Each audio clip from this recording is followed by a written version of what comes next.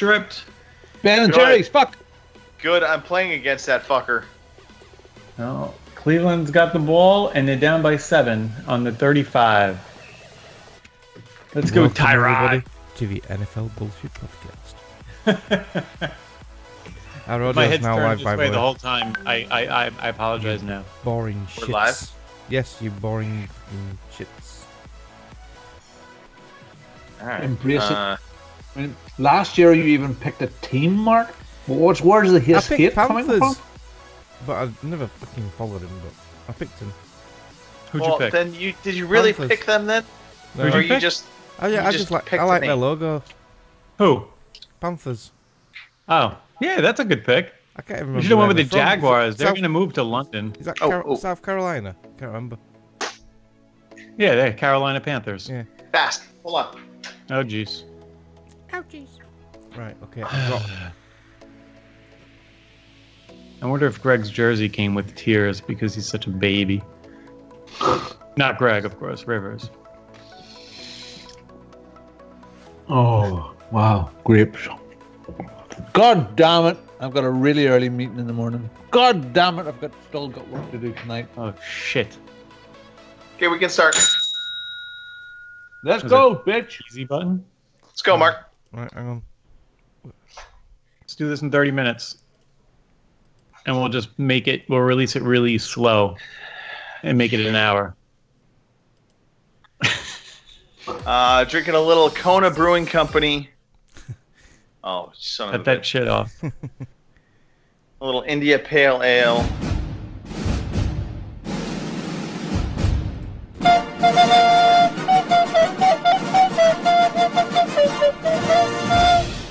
I can't stop it.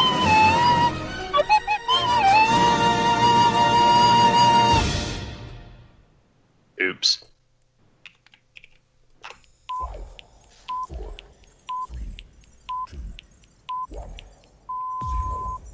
Good evening, ladies and gentlemen. Y'all are listening to the Overseas Connection podcast.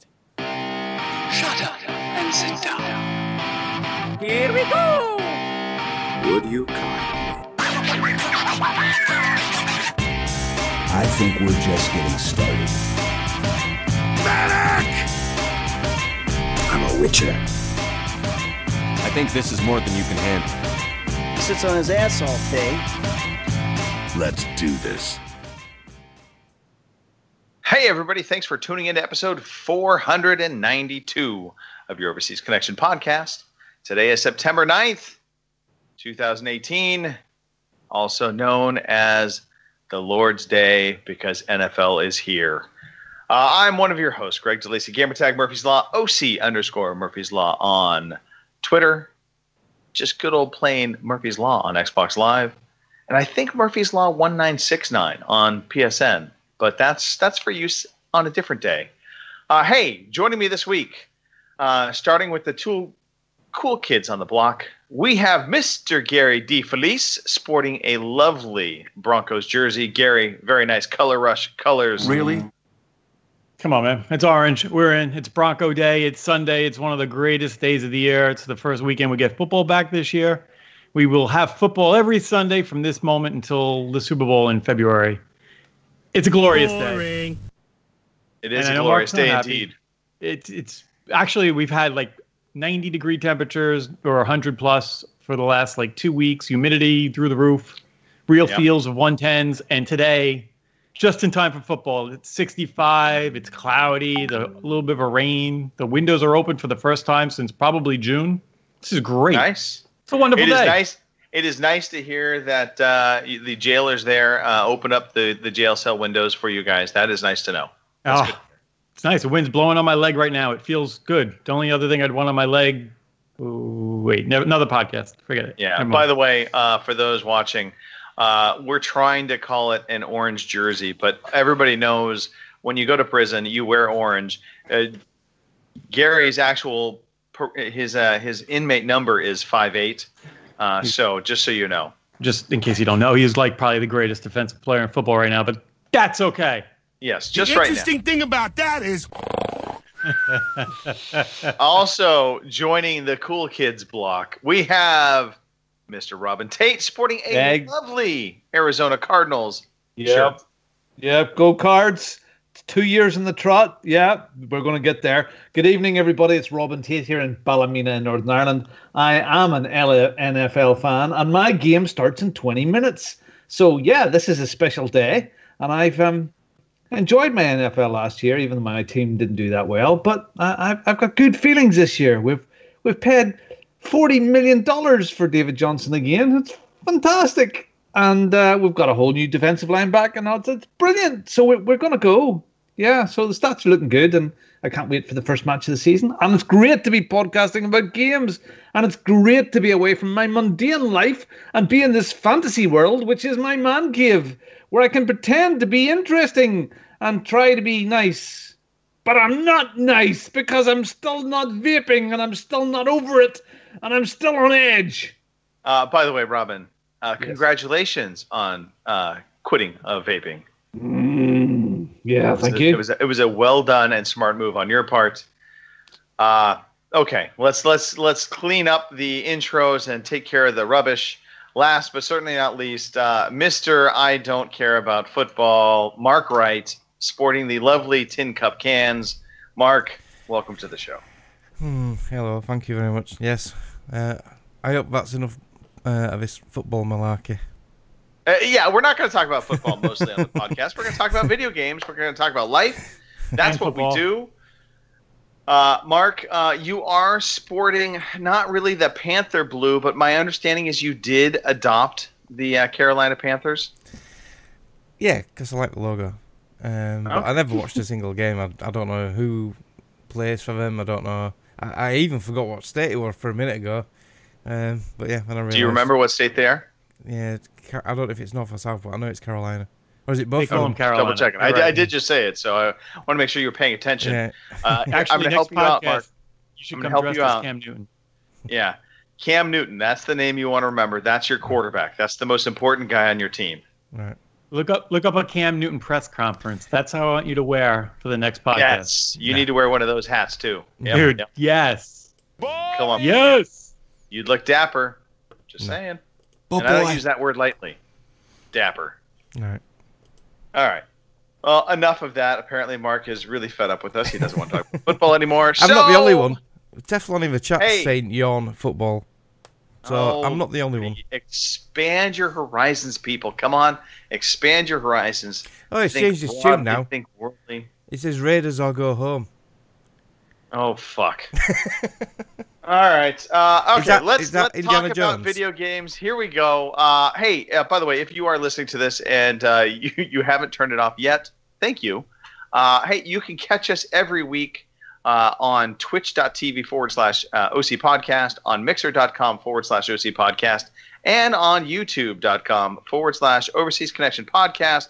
We broadcast on all of these places live every Sunday, 9 p.m. in the UK, 1 p.m. on the West Coast, and for the East Coast, 4 p.m. And if you're on Easter Island, it's a different time. What the hell is that Easter Island shit all about? It's not even in there anymore. I just threw it there. Yeah. And let's see. We've got some birthdays. Let's talk about some birthdays. Birthdays, yeah. Jason Powell, sporting a birthday today. I think he's turning 96 today. Step J celebrating his 10th birthday. Darren Baldock. Should I just is it Baldock? Baldack? No. Doc? Step J isn't 10. His birthday's on the 10th, which is tomorrow. No, he's 10. He's 14. Oh, my bad. Yeah. There you go. Anyway, Darren Baldock also celebrating his 56th birthday. Congratulations, Darren.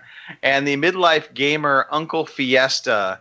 Or Fista. Oh, my God. Fiesta. Oh, fucking. I like Fiesta.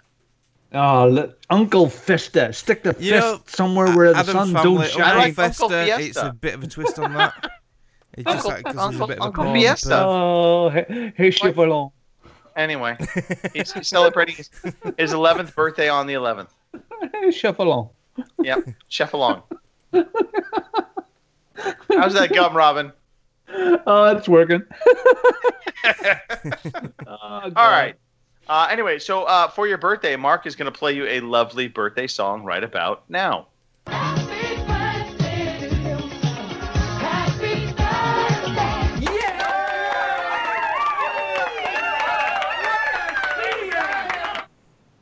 Can I just say something real fast?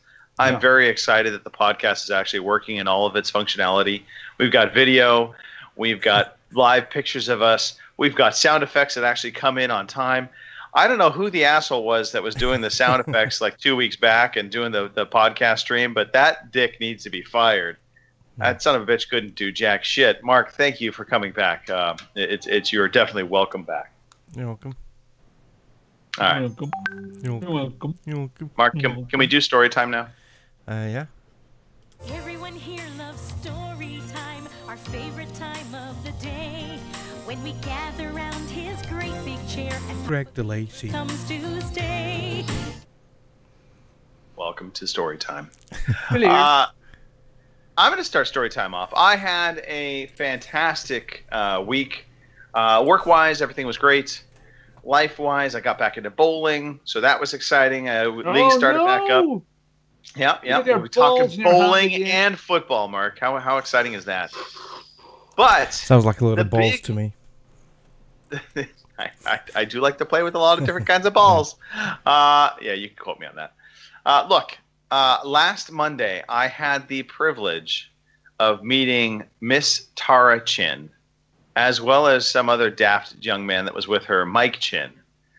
Met them down in San Francisco, which it seems like that's the spot, Robin. Yeah, it seems to be, isn't it? You started a trend. You did. Isn't that why it's such a shithole, reportedly, these days? Pretty much. I've been there. It is a shithole. Podcast royalty now has been there completely, and it's gone to shit. I'm telling you. We got into San Francisco. San Francisco, so here's the deal with San Francisco. Well, I'm just going to lay it out honest. It smells of urine. It is beautiful to look at. When you see it from afar, San Francisco is gorgeous. And there are some fantastic restaurants in San Francisco.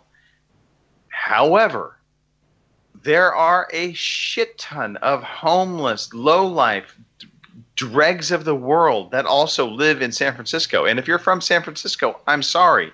San Francisco is a shithole. I would not want to live there. I really don't like visiting there, but I know it's a popular destination, so I don't mind coming and visit friends when they go there. But if you say, hey, Greg, do you want to go to San Francisco? My first response to you is no. No, I do not. I would almost rather go to Oakland than San Francisco. And that should tell you something. Oakland, actually, I think is a nicer city to visit than San Francisco. I was always under the impression San Francisco was really nice, and it's very expensive to live there. By the way, one of those two things is true. Yeah, it is, Mark. I mean, it is beautiful around the fringes. The city centre is a bit shitty because of all the vagrants, and it does smell of pee. I mean, literally. I mean, we were in a very nice hotel in the centre of San Francisco, and you could look out your window, just straight across the road at loads of cardboard box people lying in the street, straight outside, in the city centre. And I suppose that's the same with big cities everywhere, but it is an open. What is it? An open city? They just let all those people come in. Open border, sanctuary city. Sanctuary city. So they need to clean that up because it's getting a bad rep. Because it is very pretty. It's not getting a bad rep. It deserves that bad rep. I just want to throw that out there. But put it this way, Judith enjoyed L.A. more than San Francisco. I can understand that. Most of it was because of you, but apart from that, right? No, we had a great time in Alcatraz, and we had a nice couple of days, and over the Golden Gate and stuff like that there. But the city centre was disappointing. So, I look, I'm not. But anyway, I digress. Yeah. So you got to meet Mike for the first time. Right. That must have been fantastic. Is he what you expected? Yeah, he is. He's a very tall, funny, genuinely lovely, funny guy. Tara was not feeling quite herself, so we ended up shifting our plans. Originally, we were going to go to Golden Gate Park, and we were going to hang out at Golden Gate Park for the day. But weather was not cooperating with us. San Francisco is notorious for a city that can get very cold, even though the rest of California is warm. you can run into fog banks rolling into San Francisco, and it happened to us this day. It was overcast. It never really quite got sunny, and Tara was in a sundress, so it just wasn't prudent to go cruise around the park. So instead, we took them out across the Golden Gate Bridge. We drove up into Sausalito, which is just north of north of San Francisco. That's where Giant Bomb originally got their start. That's where they used to have their offices, by the way. And then we had lunch up there, and then that was actually comical. We were trying to find some restaurants in downtown Sausalito, but we parked closer to the harbor than we did to downtown Sausalito.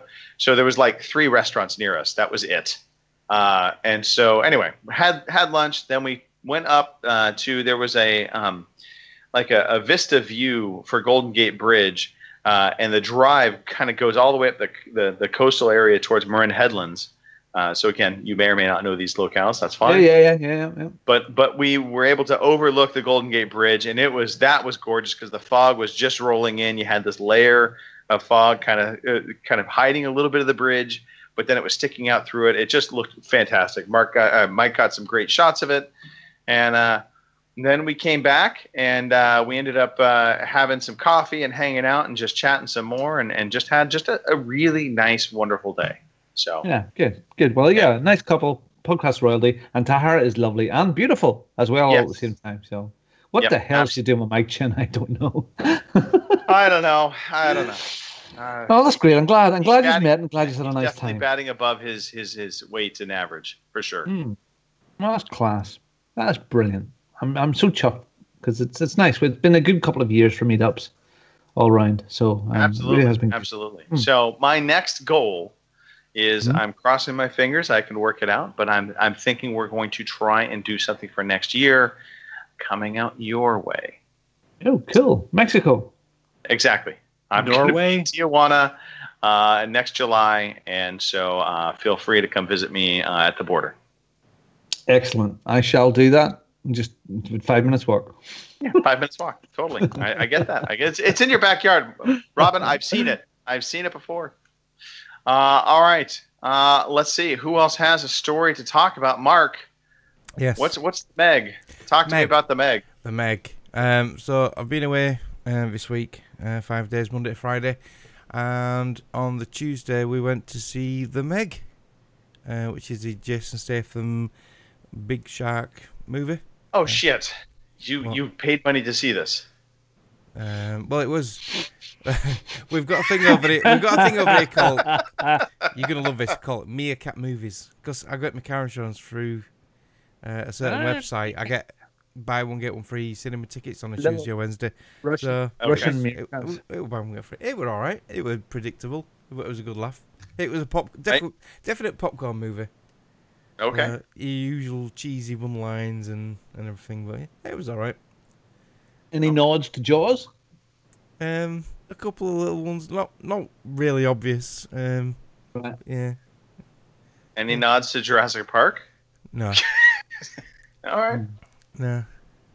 I mean, the Megalodon is supposed to be like the shark from the dinosaur times. I figured maybe something. And they explain why it hasn't been seen before and everything. There is a reason for it. Is it a good reason? Like, did Godzilla knock it out of its cave? It was babysitting. Yeah. Apparently, it was a layer of cold. So, because it was cold, we wouldn't go through it. Sharky do. Sorry. Yeah. Yeah, I know. I did it. Bite your tongue. Don't get him started. So yeah, that's the highlight of my week. Mark, how was your vacation time though? I mean, it was good. Yeah. You did go away. Yeah, I went to a little village called Saltfleet on the northeast Lincolnshire coast. Stayed in a nice little caravan on this nice site. Nothing much there to do. There's a couple of pubs in the local village, but we just went mainly so each day we just go on a different nature trail and walk the dogs and everything. Okay. There's a lot of seals on the beach in this area, but the beach is miles out because there's a lot of wildlife marshlands on the sand dunes and beaches and everything. Okay, all right. Yeah, it was You nice. salvaged this description, by the way. There's nothing better than hearing somebody going on vacation to a quiet little place where there's nothing to do. Yeah. By the way, you did survive with basically no internet. Oh, jeez. Yeah, that was the Congratulations. biggest thing. Yeah. There was no signal at all. It was a nightmare. Achievement unlocked. Embrace it. Embrace that. It was You know, awful. Peace Yeah. and quiet. You had to talk to your wife and stuff. Yeah, we went. Don't honestly, do that. She didn't go. She ended up staying at home. So we went down to one of the sort of like bigger resorts on one of the days. You were there 2 days and you realised and I got give a a lot. signal. Yeah, I had signal there, so that was ace. So I could catch up on you guys. Yeah, but yeah, at the site we was on was nothing. Okay. That's good. For me, it is I good. think it is a It- relief it is- sometimes. It's I think funnier in my ears I had now. to Here, watch, I had to didn't watch go. terrestrial TV for the first time. in months. Oh, wow. Oh my gosh. Mm. All right, Mark. Anything else to report from this before we move on? No, not really. No. Okay. Not too exciting. Back at work tomorrow. I'm dreading that. Back at work tomorrow. Yeah. All right, Gary, Mr. DeFelice. Click off the mute button. Sorry. It's loud in my No. house. There's football on. There's a lot of shit yes. going on around here. You got shit going on. Football started. Anything else you want to talk about before you talk about football? You know, let's talk about. Well, I'll catch up. It's been a busy few weeks. That's why I haven't been on the show.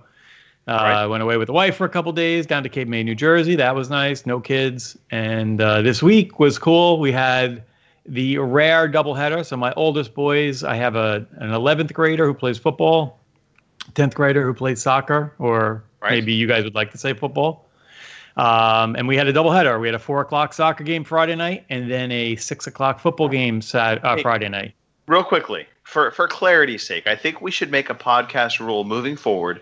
Obviously NFL football we'll continue to call football, but soccer football we will call footy. Okay. What? So, yeah, I'll try my best. Play some footy. Okay, All right. what? Yes, I'll have some spotted dick with our footy. Yes. Yep, there you go. All right. Tea and I'll do my crumpets. best. Spotted dick. Don't forget the tea and crumpets. Tea, crumpets, and All footy. right. Yeah, so the younger guy, well, it's my middle son. My youngest plays soccer, footy as well. Yep, there you go. She's not in high school. She's in middle school right now, so she's not playing for the school yet. But the boys' footy team won, convincing 4-1 win, and my son played the whole game as a junior, which is really cool. He played again on Saturday, played the whole game. So it's a pretty cool moment for Papa to see his boy out there dominating and just wrecking kids on the back line. He is a tackling machine. He just takes kids down left and right, and usually doesn't get a call. Kids on the back line. He's awesome. Yeah, that sounds like you could go down for a few years for that sort of thing. He's a savage, and you can make fun of him. I follow you though, Gary. That is awesome to hear. I love it. And then the older guy is starting as a junior on varsity football, and he played the whole game on Friday night. They had a nice 14-0 win. A little bit slow on offense, but he's starting safety, starting wide receiver. So that was really cool. They do announcements there, so every time you make a tackle, like Nick DeFelice on a tackle, it's pretty neat. It's been a long run. Wait. They said DeFelice. You didn't tell them they were supposed to say DeFelice. And I did not. Actually, it's funny. One of his teachers was doing the announcing from when he was a freshman. Okay. So he knows him. But yeah, it was really cool. It's fun. It's neat. I was coached my son in football when he was 5 years old, and to come all this way now with 2 years left, it's weird. It's coming to an end. Yeah, I get it. I mean, my eldest lad starts university in a week or so now, and that's scary potatoes. I mean, Weird, he was away. isn't Yeah. I mean, he was away this weekend at a video production conference that he sorted out himself. The whole pile of YouTube guys and content creators, and a 2-day workshop that he sorted, paid for, traveled to.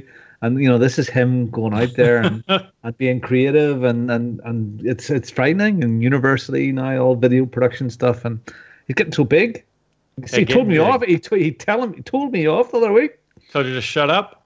But I'm not sure. I got this, Dad. I got this. Pretty much. Yeah. Stop it. Yeah, you're being unreasonable. A similar kind of story. My nephew, who I have been his uncle since he was basically born. I guess that makes a lot of sense, doesn't it? Anyway, I have seen this kid in diapers. And this Wednesday, I get to go see him emceeing a comedy show at the Punchline in Sacramento. Wow. So it's a big deal. Yeah. He's grown so incredibly much as a person. It's crazy when you're stopping and seeing this. Obviously, exciting for you guys with your kids. But I have kind of similar feelings, at least with my nephew right now. Seeing I still remember holding him up as a baby, him pissing into the wind at the beach because I couldn't find a place to change his diaper properly. And now I'm going to go watch him standing up open mic at a Punchline comedy show. It's kind of surreal, right? Yeah. And I will tell you, watching him play high school football, it's a lot more stressful than it was when they were little because these kids are men. Mm-hmm. They're 220-pound kids on the line that want to wreck him if he catches the ball, and it's a little scary. Yeah. But we get through. And then my little baby played this weekend too. She's got footy. She should be U12, but we moved the team up to U13. They're a really good little team, one of the best on the island, believe it or not. So we're playing them up in age group, and we played a 0-0 tie this weekend. It was really they dominated the game. We're a little small still. Right. We don't have the strength. We're playing on the full-size footy field. Right. I'm going to train you. So it's a big adjustment. They're little. They've never had the ball before because in America they took heading away from kids until they get to U12. So they didn't get a chance to do it at U12 because we didn't do U12. And on the big field, they just don't have the feet really to drill a shot, outside the 18 yet. But they dominated, and it was great. I'll take a 0-0 tie. Yeah, that's my life. life. Record. When I was a lad playing footy, heading for me was basically getting the ball kicked into my face. That was how I headed the ball. And just to correct you, Gary, it's not 0-0, it's 0-0. 0-0. Yes. I think I said both. Didn't I? Yeah. You still said 0, by the way, so you failed. A good American football movie to watch that kind of relates to, well, no, I shouldn't say to your son, Gary, but relates to youth, troubled youth. But it's called Gridiron Gang. Stars Dwayne Johnson. It's a true story. So I highly recommend checking it out. It's basically about a correction facility for youth, a detention facility for youth. They form a football team, and Dwayne Johnson kind of coaches the team, and it's all about these kids kind of breaking the bonds that they had with their gangs and becoming a team. It's really good. It's well worth hearing watch. About that. You remember the movie Victory? Yes. Pele was in that, and was it Stallone? Yeah. Stallone. Gotta watch The Longest Yard this week. That's a good one. With Burt Reynolds, of course. So Yeah. This doesn't have quite the just did, Burt Reynolds. Anyway, I'm going to show my kids Cannonball Run this weekend. I just don't know if I'll get a chance, but that's good. Yeah. I watched Smokey and the Bandit. I bought the best little Her House in Texas to watch. And it's funny, just a couple of weeks ago there, I bought his autobiography on Audible to listen to, and there he's flipping popped his clogs, and he narrates it, which is kind of cool. Oh wow! So you might have just in time, and it'll be cost more now. What it? No, he's dead. And the other one that I always remember, and I'm trying to get a copy of it now, is Stoker Ace. Stoker Ace, yeah, he played like a stuntman guy. That's poor old Burt Reynolds. I modeled my life on him. Yeah. This week for me, God damn it, Greg, work. Friggin' hell, work and school. The kids all back to school, so we're up early doors in the morning now, and everyone was just tired this week. Back straight from holidays and just flat out into it. And I tell you what, it's not like me, but I just didn't have my mojo this week. Now, I'm a chipper sort of guy, but I've dragged myself through this week, and I just maybe it's just tiredness. But that happens. It does happen. God, I Yeah, I mean, from a gaming perspective, I actually found, I think Mark, you were suffering through a little bit of this as well. Gary, even, I think you talked about this earlier in the summer, but just not feeling like nothing was exciting you game wise. You was kind of struggling a little bit to figure out what you wanted to play. So I had a little bit of that. Now, not the same, mind you. I get that. Work can kick your ass. You do a lot of driving, if I recall, Robin. So yeah, funny this week. I spent 2 days sitting here. Funny enough, doing a 3D model for a client's new business, which my CAD guys were flat out with other projects, and we needed a 3D model, so I ended up to spend 2 days doing a 3D model of a freaking coffee stand. Now this thing is 3.5 meters long with 3 machines and a whole pile of other bits and pieces, but it had to be designed to the millimeter to go into production, to be built and delivered by the 25th of this month. And I went through 8 variants, and but anyway, so, it's cool. Let me ask you a question. Yeah. It took you 2 days to do this. Is this something likely your CAD guys probably could have done in like half hour? Nah, this is 3D. This is 3D modeling stuff. No. All right. I am the king. Okay, but so back from holidays. I am the king. I heard that. I am the king. I am. Thank you very much. Well, speaking of the king, working on already plans for next year. Now, it might fall into the year after, but we're already talking about next year. And it looks like I want to go and see Gracelands, the home of the king. Good call. You're going to stay at the Gaylord, right? Yeah, well, do you know what? I'm starting to research hotels, and it looks friggin' awesome. I've been there. In Memphis, it just looks absolutely fantastic. Yeah. It's an unfortunate name. Yes. That is the Gaylord family. Right. Gaylord Fokker. Gaylord Fokker. Seriously. and he never got beat up at school. Mm-mm. But Mark, this hotel is it's like outside, inside. So this big, beautiful building, but all completely covered with 9 acres of garden, completely covered. Robin, I'm just going to tell you right now. Texan?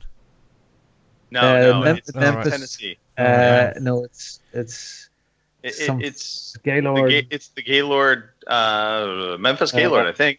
Oh no, I've got it here now. Hold on, sorry. Anyway, Robin, what I'll tell you right now is stay there. Don't just get past the name. That hotel is phenomenal.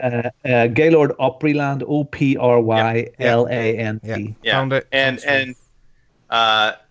so everything is like right there. You walk out of the Gaylord, you're going to cut to your left, and you'll be able to get to the Opry House. You're going to be able to get to. Yeah. So I hear Memphis is a bit of a shithole.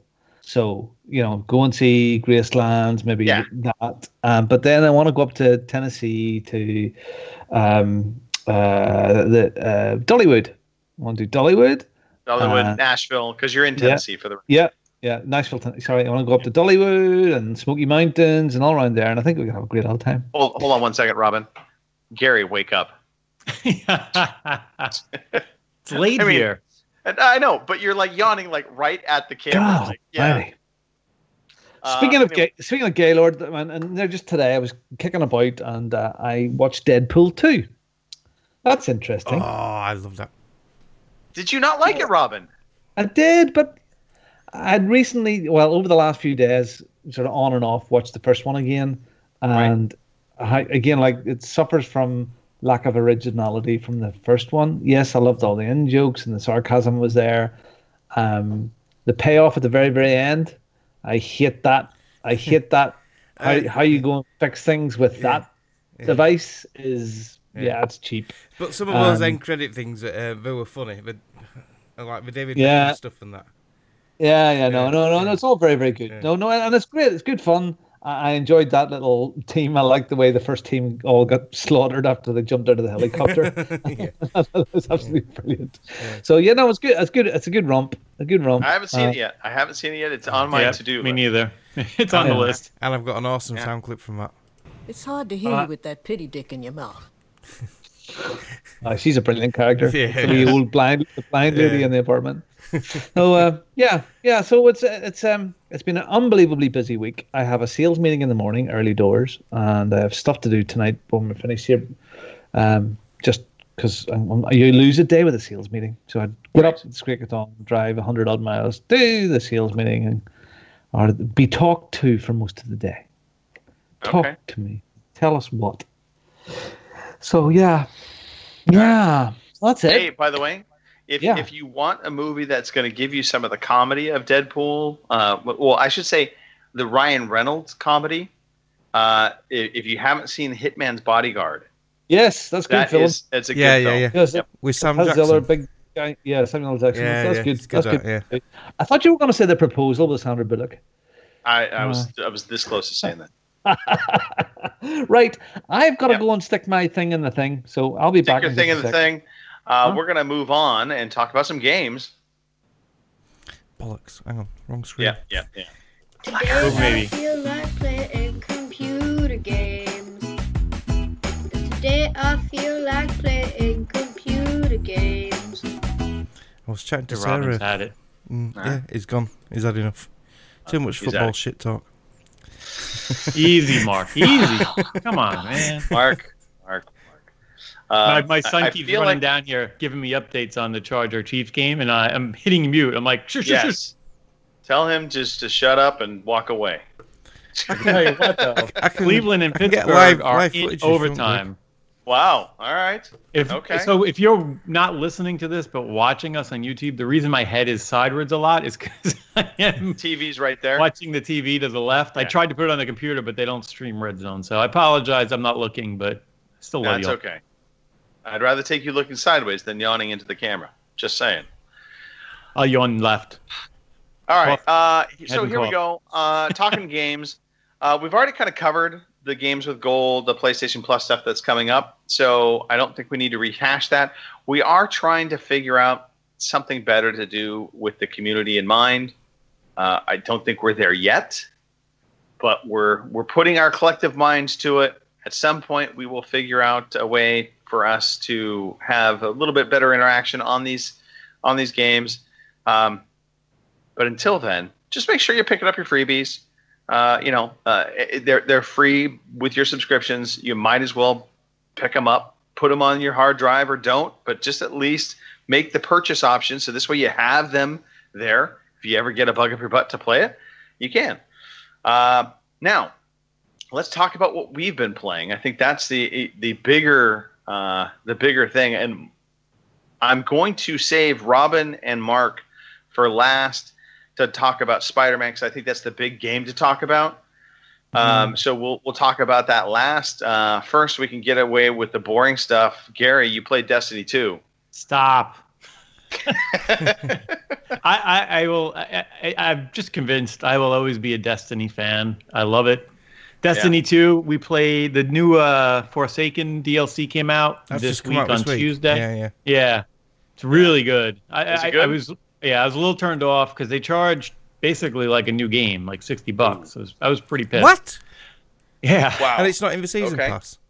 Well, it's with the new season pass. All right. Is it like what we did with Taken King? Yeah. Taken King. So it's got the new DLC and then the next season pass for, I guess, whatever the next DLCs that they release over the next 2 years. But, I play the game, so I said, F it. I'll buy it. I'm going to play it, that's for sure. If I'm going to spend money on something, I'll spend it on something I like. Like I did buy Monster Hunter, and I played it for an hour maybe and never picked it up again. I know Destiny I'll play. But right before that, we reran the raid, the Levy raid. We ran it on Prestige. We did it Sunday night right before the DLC. It was hard. I was up really late for me. I was yawning a lot. Right. We started around 7. I think we finished around 1 a.m. But I was glad I did it. And the new DLC from what I've played through the Cade dies. Not a spoiler. I think everybody knows that at this point. What? What? Yes. Fuck, so you ruined it for me, Gary. And you in the DLC are hunting down everybody to get to the guy that killed him. It's been really good. I haven't finished the story yet, but it's strong. It came out with a new online multiplayer. It's a PvE first, and then goes to PvP called Gambit. It's really good. Gary, I see Robin sticking his finger up. Yeah. Sarah is asking in the chat, what is the deal with raids? She hasn't came across anything called a raid yet, so maybe it's too early for her. Yeah. Well, the raid is basically like stuff, aren't they? Yeah, it's the end game. Usually, it's a pretty epic adventure. So I know in the original Destiny, I think there were 3 or 4 raids. The first one was Vault of Glass, and then every year they came out with a new raid. The original game for Destiny 2 had Leviathan, whatever the fuck it's called. I call it Levy. Leatherthong. Yep. Leatherthong. That was the main raid, and then they had a couple of mini raids that fed off of that I never ran. G-strings? What's that? You say G-strings? Yeah, I couldn't help it. I thought you said. So the raid is kind of like the end game. It's a nice epic adventure. A lot of teamwork usually. It's a little puzzly sometimes. Like we were playing with Duke of Dork, Sean. If you guys know him, I know Mark does. We used to play a few of the PC games together and Xbox. He didn't like the Levy raid just because it got too puzzly in the Gauntlet. You remember that, Mark? We did that together, I think, on the Xbox, right? Yeah. He was doing that with us because I'm playing it on the PC now, and he felt like he was holding us back, which you can do. Or at least feel bad. But the guys that we play with were very cool. They were not giving him a hard time, but he backed out. Well, so here's a question. And this is one of the things I actually have an issue with story modes that involve co-op. Because typically speaking, the co-op play involves, kind of getting to a certain point. You'll uncover some cutscenes maybe. You'll also maybe uncover some story elements that either, you kind of have to listen to, or maybe read a codex or something. That's kind of the makeup of all of these games, right? That when they have story co-op. The problem is, inevitably, as you're playing in this group, even if they're good friends of yours, and it's no slight on friends, but inevitably you've got somebody who maybe has already done it. They tried it once already, and they are just kind of jamming through everything. They're bounding ahead of you. And so the experience really, it just isn't as good as it could be, because half the time you're kind of getting dragged along by somebody else who's played it already or is triggering things ahead of you so you don't have to trigger it because they know exactly where to go. Well, so I assume you're referring to a story mode, because the raid's not really a story mode. Okay. So the story modes, and I've done like the new DLC, I've done it all solo. I've not done it with anybody else. I wanted to go through it, watch the cutscenes and such. The raid, like you can't run off without people. You have to play together. Everybody has a role. I get that. But also probably within the raid scenario, I'm just going to gander a guess. You could come into a situation of like, you come into a clearing and suddenly somebody in the party's like, oh, okay, they're going to come in from the left side. They start on the left side. The ships come in from the left side. Get ready. Well, actually, I personally want people that have done it. So I've never run a raid without people that have done it. And you usually look for them to lead and kind of explain, because it is puzzly. Like the last some of the puzzles. Some of the puzzles. If Veneron, you'd never fucking guess how to do some of them, would you? I'd like to think maybe I could. I don't want Joe Schmoes being really. Yeah. Then how did they figure it out? Well, somebody has to figure these puzzles out. I think Bungie Come leak on. it. Well, yeah. It takes them hours and hours and hours. Yeah, well, so when the new raid comes out next week, there'll be someone on YouTube. They're going to try to crack the raid in, 18 hours. I think the new raid's coming out on Thursday, I think, next week. So 10 days after game release. This is the problem with youth today. They want it all handed to them. I'm telling you, you can't be a solo. You can't be a cowboy in the raid. You got to work together. That's what I love about them. It really is complete teamwork. I loved the raids back on the Destiny 1. And the Destiny 2 raid was good. We were able to do it normal mode within an hour recently. We were just able to go through it. Everybody knew what they had to do, and we did our parts and kind of blast right through it. But I don't know. I love it. It's fun. Leveling my guy up and working the new campaign mode. And I think I saw stuff in the chat that people were playing it. I can't see who because I can't read anymore. But well, yeah, Sarah's playing it because it's free on PS Plus. It is. You can only get so far with that on the PS Plus because that doesn't include any of the DLCs or anything. Oh, okay. You probably just run the first campaign, I think. Yeah. How long is the campaign? How long is the main sort of first game that you run yourself? If you go through cutscenes and such, it's probably about 8 to 10 hours, I would guess. Okay. But then, you get a second character, and you can rip through it in a few hours, probably. Okay. Even less if you have a second carrot. Or a third. Yeah. Yeah, well, it's a good freebie. It's a good freebie. Yeah, no, it is a great addition for the PlayStation Plus members, for sure. Yeah, that was pretty cool. That was a good way to get people probably interested if they wanted to maybe go splurge and buy the DLC. So you get that for free, and now you can buy Forsaken. But here's my thing. If you buy Forsaken, don't you get all of the previous DLCs? Yeah. Probably. I don't know how they're charging it. I don't. That's how it worked before. You had to buy them also. I don't know. I didn't really look. I can look while we talk, but...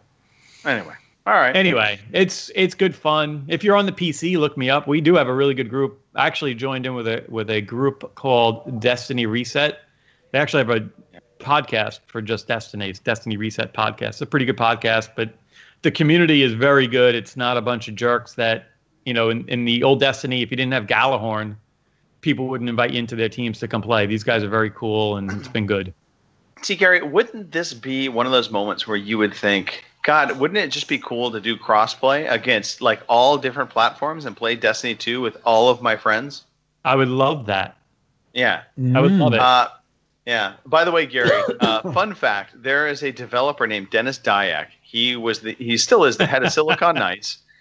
He predicted probably 3-4 years back, he was talking about a one console future where he basically said that the iterations of consoles were going to continue to kind of build on the same types of technology that we would get to a point where basically all the consoles were the same, and that the differentiator was going to be the content on the consoles, but that any game could run on any platform, and it was really going to kind of just be this one console where we all could play together.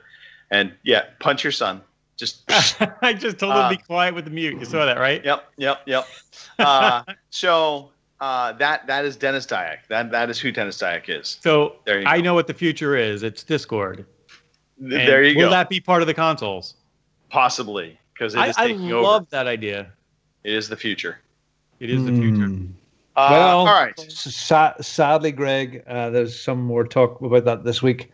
And some of the Sony guys are going, they were talking about Fortnite, and they're saying, no, we're not going to do that because Fortnite, we think it's the best place to play it's in the PlayStation, and we already do cross-play with some PC stuff, so...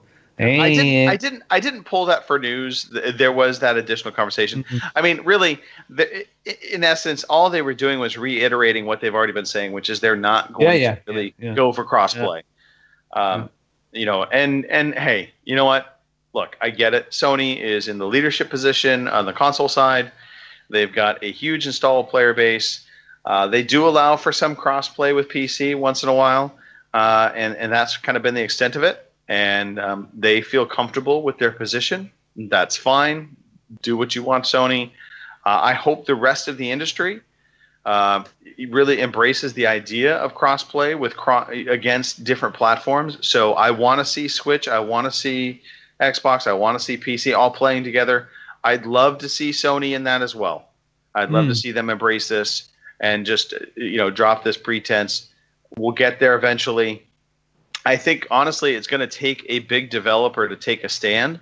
And the developer I think that might take the stand because they've kind of been outspoken on this is Bethesda. And I wonder if one of these days Bethesda says, you know what, we're going to release XYZ game first on these platforms because we're going to do crossplay with all of them first.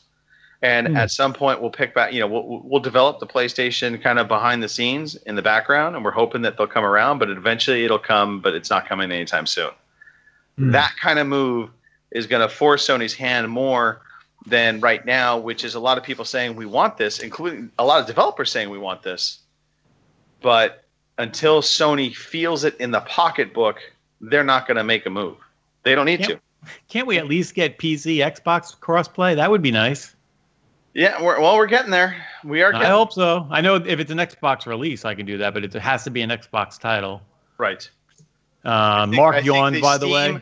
I think Steam crossplay is the next big leap. All right, I'm in. Please. Yeah. Although, of course, Destiny's not on Steam, but whatever. Yeah, All right. Anyway. Let us move on. Mark, I'm going to go next just to give you an idea of the games I'll be talking about. So in order of on my list, Battlefield 5 Beta. Got in and played some today. I actually played some a few days ago, but it was a real short stint today. I got a little more time with it. Man, this game looks great. Battlefield 5 plays smooth. It looks great. I can't help but feel I've played this kind of game before. Yeah. I feel the same. I have the same reaction, quite honestly, about the latest Call of Duty trailer.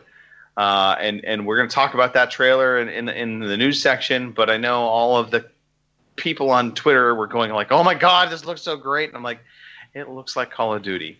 And Battlefield 5 in the beta, the multiplayer plays like Battlefield. I mean, it feels very familiar.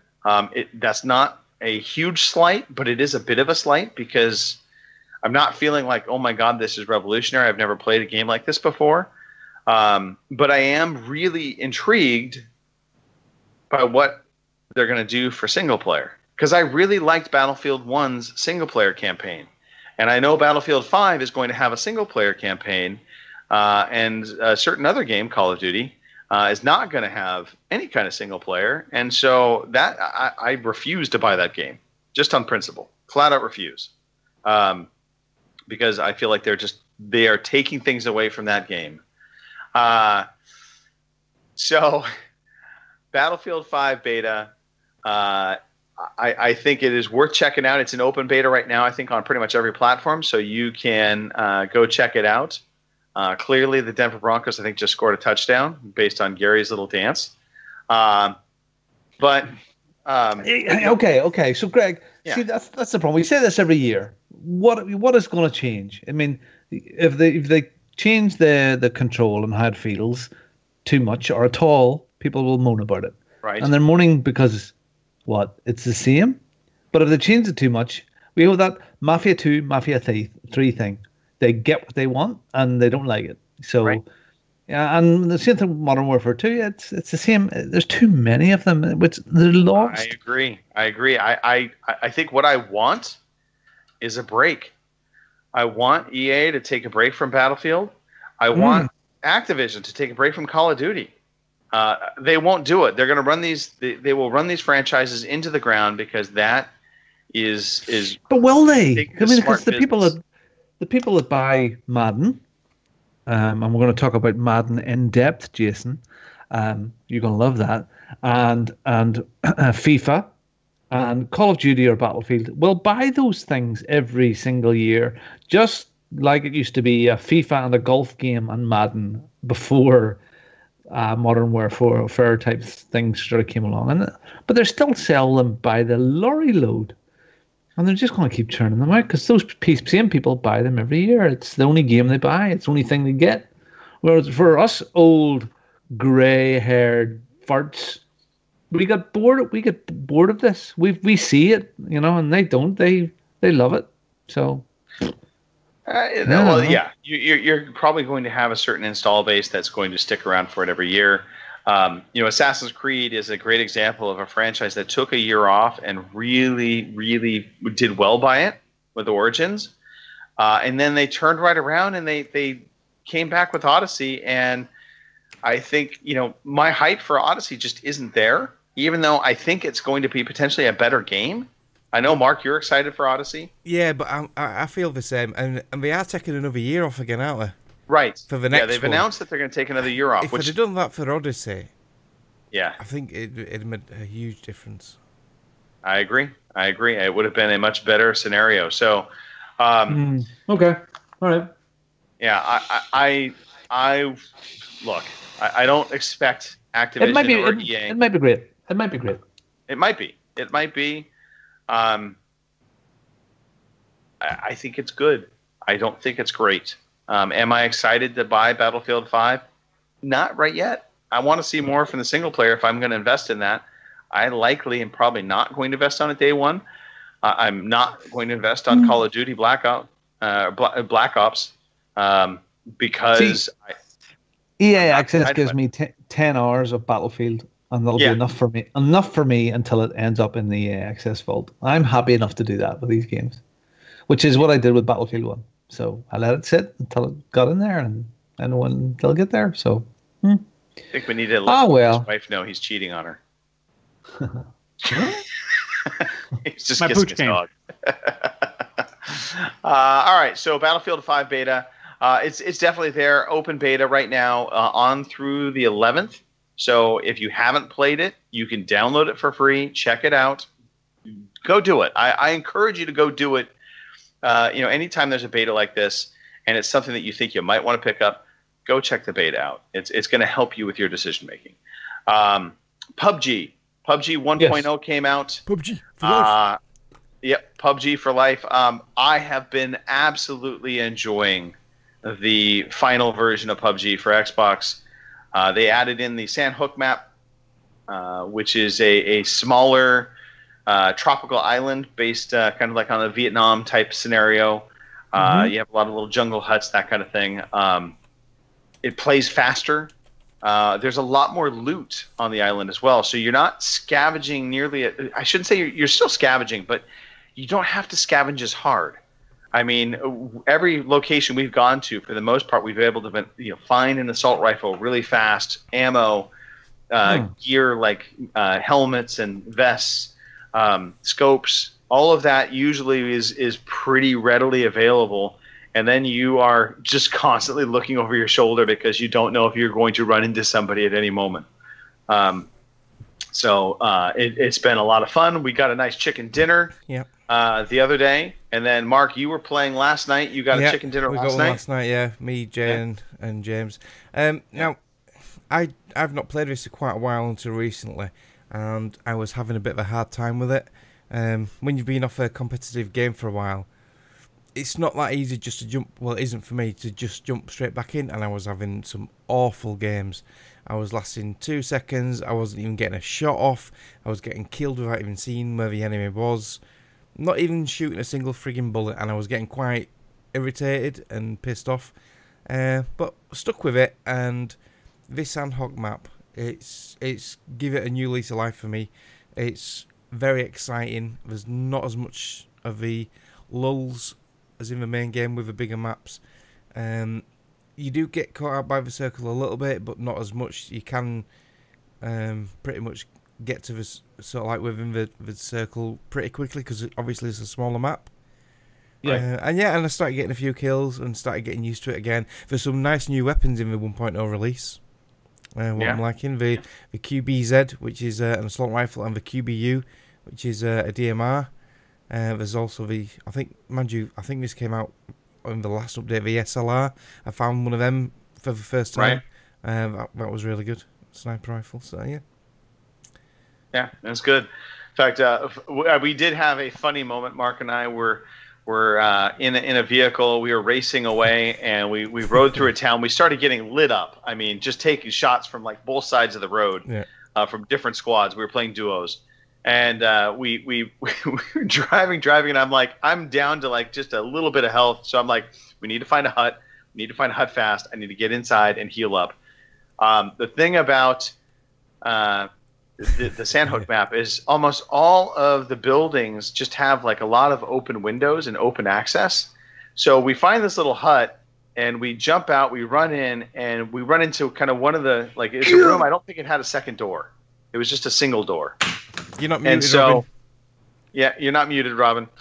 He didn't want to be muted. Anyway, so we run into this little room. I'm sitting there, I'm healing, and as I'm healing, I hear this tink, tink, tink, tink, and I'm like, was that a crit? And as soon as I say that, boom, Mark and I both just obliterated by a perfect grenade toss right through the window. So we made somebody's day with that. Because most of the buildings on this map, like you say, it's based on the Vietnam type scenario, and a lot of the buildings, like the huts on stilts. This one on the stream now is one of the main camps bases, so it's got concrete buildings. But out in the sort of like main areas, there's a lot of these buildings where there's big windows, and it's quite easy to throw grenades in. Right.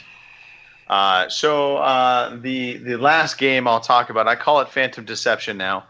So this is an XCOM-like game.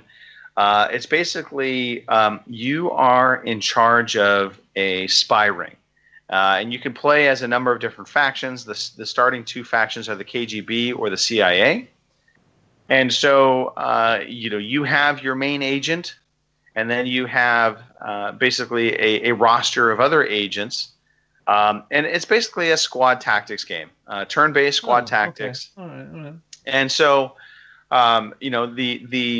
the idea is that you go out and you have objectives to get to, like to steal some plans of a potential nuclear base. Like one of the first missions is you're going to Pakistan.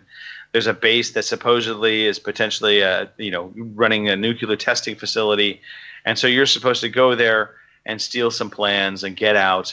And so you come in, and your agents are disguised as workers at the facility, and so you can kind of walk around. But anytime you take any kind of offensive action, you potentially are going to set off alarms. You have to like knock people out silently or kill them silently, hide their bodies. So on the surface, and it lays out and plays very similar to XCOM. XCOM 2, in that it's got that isometric view. You can rotate the camera.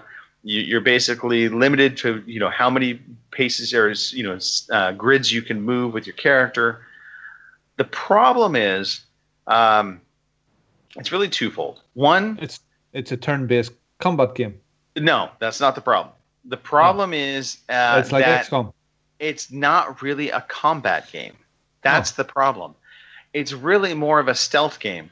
They don't want you getting into combat. Isn't it a CIA espionage game though? So it is. It is an espionage game, but and this is where I have conflict, because all of your characters have weapons. You have a machine gun or a pistol, and you can get them silenced, by upgrading your gear, that kind of thing. But your squad is kind of loaded for bear, right? You're loaded up where you should be able to get in a firefight.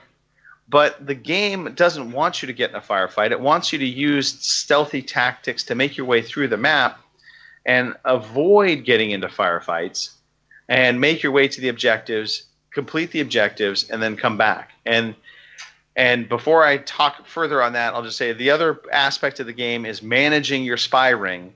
So you have kind of a home screen. It's not nearly as good as the XCOM side view, which was kind of like an ant farm view of your base. Here, it's again the isometric view of your base, and you kind of have to go from section to section to manage it. But you send agents out on different missions, but it's never. I don't know. It might be clear. There might be some indicator that I'm missing. But it never seems like it's clear which missions you send agents out on that you can actually take part in. Or are you just sending agents out, you're sending your fictional characters out onto the map, and they go, and then it's you're waiting turns for them to do their mission. Sounds like shit, Greg. Yeah, trust me, I'm getting there. It's disappointing, big time. And then you get to the combat side of it. Circling back to the combat, the biggest problem I have with this game is, yes, it doesn't want you to get in combat, and how it reinforces that is when you do get into combat, every enemy soldier you come in contact with, or once the alerts go out, they kind of know where you are, so they come down on you like hellfire. They don't miss. So in XCOM, one of the great things about XCOM is you can line up shots, and you see you have X percentage chance to make the shot. And even if it's a 95% chance, you have a 5% chance of missing it. In this game, they don't miss. You never miss a shot. It's your armor. Yeah, it's your armor and your cover that will lessen the damage you take, but you'll never not be hit. Doesn't matter where they are on the map. If they see you, they can hit you. And so that really, it reinforces that idea that you're not supposed to get in combat. But it just sucks because once you do get in combat, getting out of a firefight is near impossible. So Yeah. So you won't be playing much more of this then? No, likely not. Likely not. I'd heard decent things about it, and that's I think what frustrated me is review scores were coming in around the 7s, and I thought, okay, this is an interesting take on it, and I knew some of the trappings. They said there's some of the spy stuff is not. It's a little on the duller side. It's going to take a little bit of kind of getting through it, but the combat really is what kind of ruined the game for me. And I thought that was actually going to be kind of a highlight for the game. Bit of a fumble. Yep, very much so. And well played, Robin. Speaking of fumbles, let's go to you. All right. Let's get through a couple games real fast. Yeah, the guns are going to cannoli too. Yeah. I've been playing this on my Switch. I moved the Switch to front room to play it on the TV and the Switch. And it's kind of cool because I was playing it handheld. As you know, I love Guns, Gore, and Cannoli. I think it's great little scrolling shooter. It's the feel of it. The controls are fantastic. The humor in it's great. I've now moved on to the section where the zombies are starting to come. So there's some cool new characters. It is more of the first one again. It's not that different, but it's just a fun little game to play. It is bloody hard. I lowered the difficulty this week because I was just struggling so hard. And Mark played the first one, and you know what some of the boss battles are like. Yeah. And I just wasn't. Yeah. I'm not prepared this time to put that amount of effort in to get through it on the normal setting. So I've moved it down. But what a great little game. Lots of fun, beautifully drawn, and really good action. Great weapons from chainsaws right through to baseball bats with nails in them, and lots of blood and gore. It looks like a cartoony thing, but yeah, just great, good. So Guns, Gore, Cannoli 2 again. It gets the Kim and Nicole stamp of approval. I threw Modern Warfare 2 up again to get another bit of COD love, and Does it hold up? It does. Yeah, it's a bit jaggy here and there, on graphically, but I remember those levels so well. I can run around those maps with my eyes closed in Modern Warfare 2. I found it difficult enough to get a multiplayer game. That's maybe because I was playing it on a Sunday or a Saturday morning quite early. So I played some of the single player sort of missions that you can play by yourself, not the actual single player game. And some of the sniper stuff was really, really good. Do you actually play with 360 players as well? Because wasn't this the game where there was such an influx of cheaters with the JTAG Xbox 360s? Is that still a problem? I don't know. The JTAGs, what? Yeah, there was massive cheating and wall hacks and everything. It was a pain. When the real game was there, it was a pain in the ass. Yeah, there was one of the... Yeah, I used to go around trying to find the cheaters that were always just trying to... Yeah, there was this thing you could throw down like a flare, and if you died, you could appear at the flare again. There's another Northern Ireland word, a flare. Yeah. And you would see them, these two guys hiding in the corner of a map, and one would shoot his mate, and then he would reappear in the same spot again. He would exactly the same, and they would shoot him again, and then he'd reappear and shoot him again, and they got their kills to get up. the nuke, yeah. And it made a unique sound, and we just used to chase them around. I remember I used to put in complaints in about guys all the time. It just spoiled the games. Really was terrible.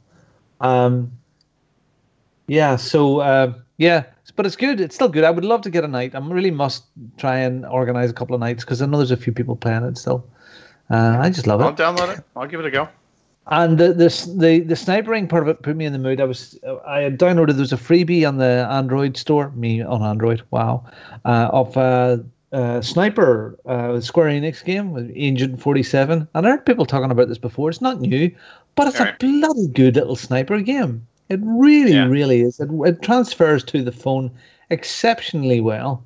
And I played it for, maybe an hour sitting last night when Judith was watching, well, I don't know, was it Strictly Come Dancing or Strictly X-Wankery friggin' stuff? And not to confuse this is not Hitman Go. This is Sniper. No, There's a sniper, so you control you've got your scope, and you can zoom in, and you can breathe in, take the breath in to steady your sniper gun, and you have to reload and swiping the screen in different bits and pieces. Now, it's free, or very low value, very small. But flicking through, there's a store for upgrading, and of course they want you to upgrade loads of stuff, and they've got guns in there to help you. High-powered guns with big scopes and stuff on them. They're 40 quid, £40. That's what, $50 to buy in this handheld mobile game.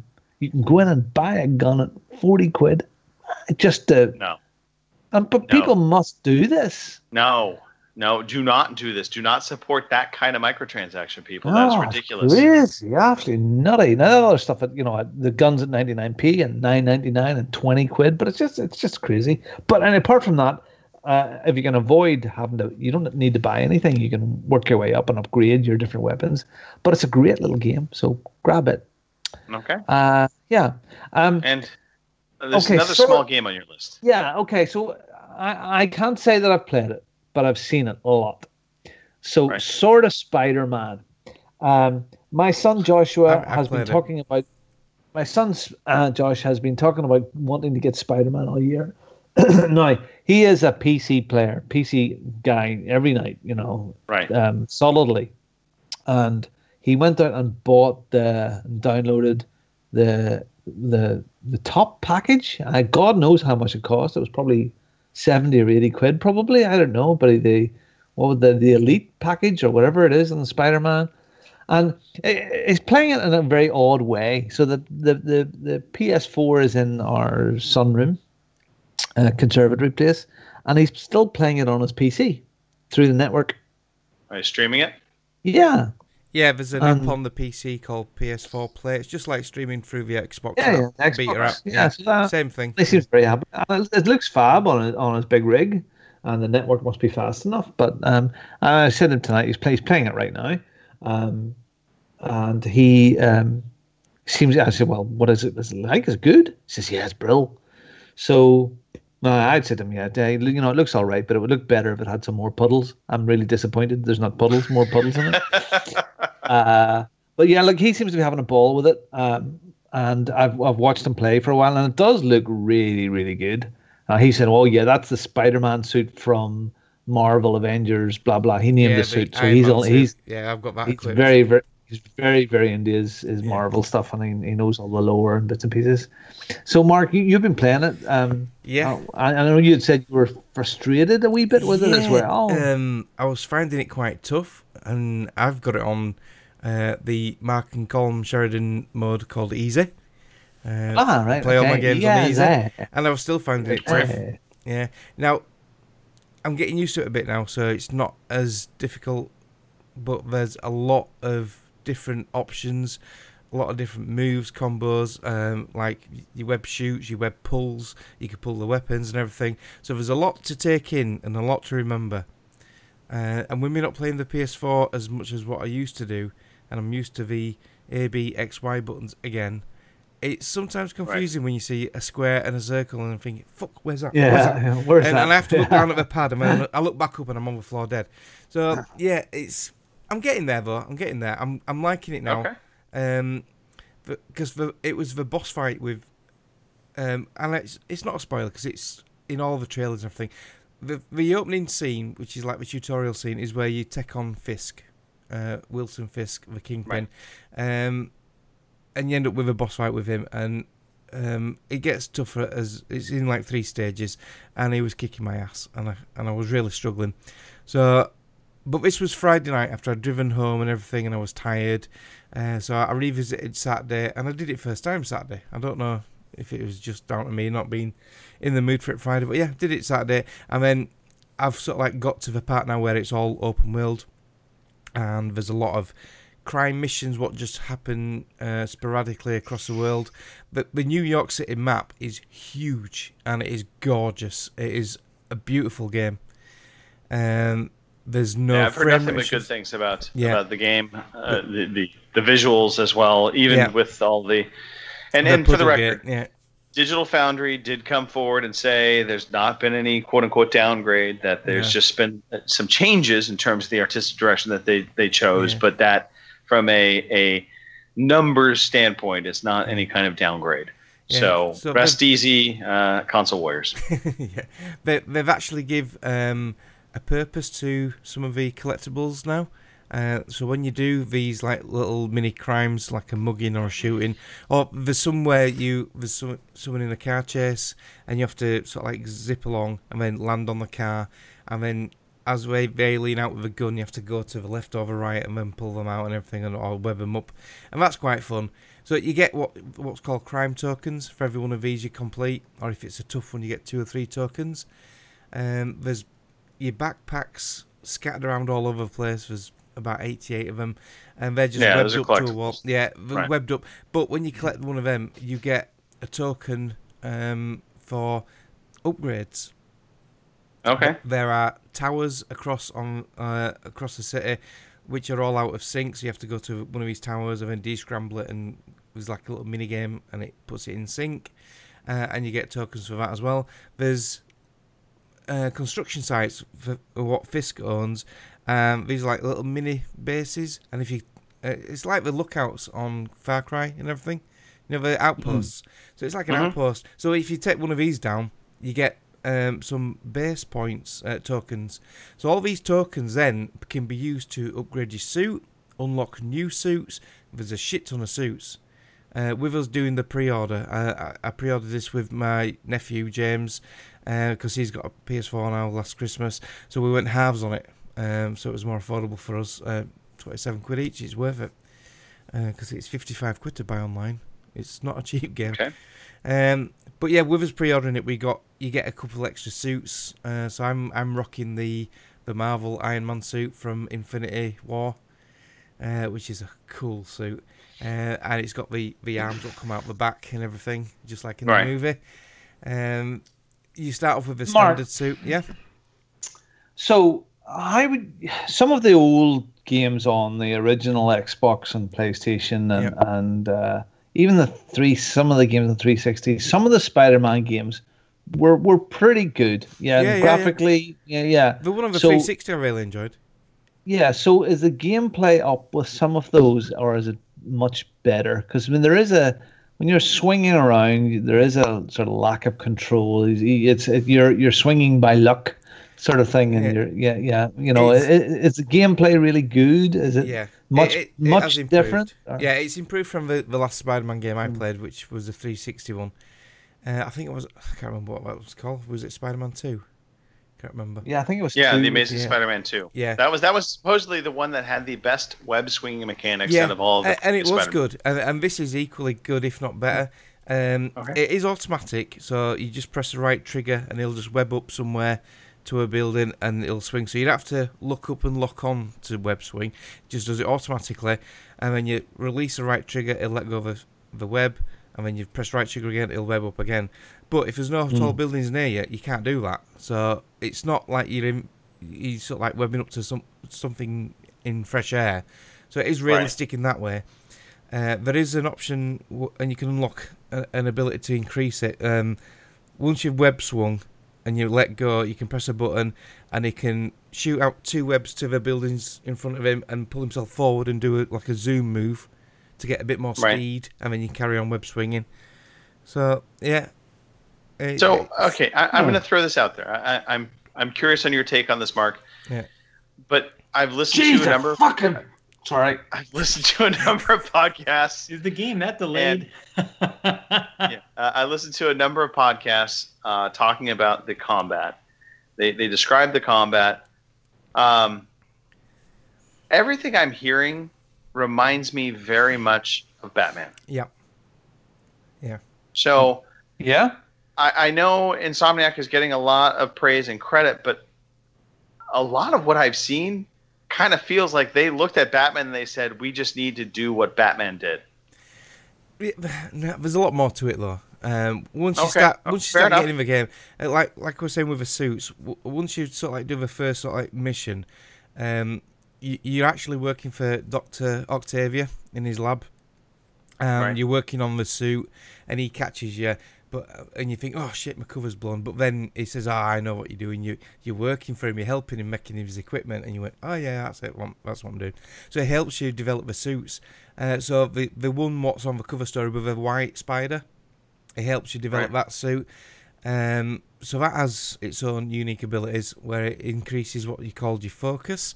So once your focus builds up, you can do, it says on the stream now, focus bar full.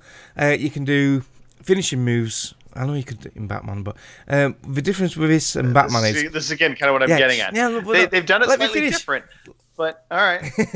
Right, the difference with this is you've got webs, obviously. So you can shoot your web and stick them up, cover them, and then you can attack them. Then you unlock different gadgets. Like the zip line thing in Batman. Yeah. Right, yeah, you can use your web to pull them towards you. You can unlock a web blaster. The thing in Batman. You shoot the web blaster and it'll hit them and they'll go flying back to a wall and get splattered against a wall. There's a drone which makes him look like investigation mode in Batman. Yeah, it's very much like Batman. No, that's not a horrible thing. There's more moves. Yeah. I'd say once you got the moves down, you could probably feel like a real badass in it when you've got the moves down pat. What's better than Batman is instead of having a big yellow white above your head to tell you to counter, you've got your spider sense animation. Thank God for that. So you haven't got a letter telling you what things were. But yeah. All right. Have tanks in it? No. Thankfully, they learned their lesson from that. No. But yeah, so I'm not far into it. Yeah, I'm only 1% in the story because I've been doing a lot of these side missions to get the tokens to do some upgrades. I have heard, like, for each boss, there's like a series of like quote unquote stealth missions where you play as other characters. All right. Okay. And it's like repeated. Like, so I was listening to Giant Bomb talking about this, and they were saying that there's stealth missions, and it's always when you're playing as somebody else. Right. Was it Jane? I think it's his girlfriend. There's other characters that you might play, and they're like stealth missions.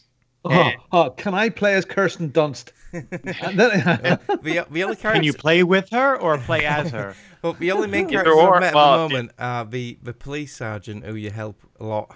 She calls you a lot with issues. Aunt May. But she's really old in this. She's not like in the latest movie where you want to bone her. You don't want to bone this one. Can't believe you wanted to bone Aunt May. Yeah. I forgot who else. Oh yeah, Dr. Octavia, who you're working with. So, in Dr. Octavia's lab, there's some upgrade paths, and there's like a little tablet you pick up, and there's a mini game on that. Remember the old water pipes where you have to put the pipes in place to run the water through the circuit? It's like that, but electrical circuits. But Bioshock? some of them, yeah, like that, yeah. And some of them you have to. Some will have a plus figure on them, some of them minus. So it increases and decreases voltage across the circuit. So you have to get the right voltage at the end outcome, and they're quite fun. So in summary, good game. Yeah. Potentially great game. Not far in, but so far loving it, yeah. Initially a bit overwhelming, and found it quite difficult even on easy. Especially like one on the stream now. When they've got weapons, it's tough. Yeah, I heard you can get shot off screen. Yeah. But now I've unlocked... with doing these crime tokens and everything, I've now got an extra thing on my suit where it's got more ballistic protection, and I've also got now the ability to use my web swing. Is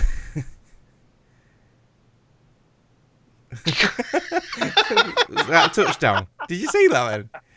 Yes. Anyway, so yeah, that was yeah. Yeah, so you can use my web swing, my web sling now to fire onto their gun and pull the gun away from them, so it disarms them, and then it's like a fair on fire. Now there are some bigger dudes in this called brutes, and they're a bastard.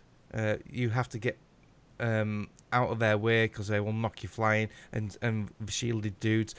So the brutes you have to web up before you can attack them. The shielded dudes, you have to either jump over them or slide under them before you can attack them. But you can... Now, this is the main difference with this over Batman. There's a lot of combat in the air, a bit like Devil May Cry. So there's a move where you hold the square button and you'll punch them and knock them in the air. Like air juggling. Yeah, I mean, you jump up as well and you beat the shit out of them in the air. And that way, you're safer because you cannot be hit while you're fighting that one dude. If you're on the ground and you're fighting, other dudes can come over and attack you as well, which is quite frustrating. So, yeah. Is it Game of the Year stuff, is it? So far, God of War is still my Game of the Year.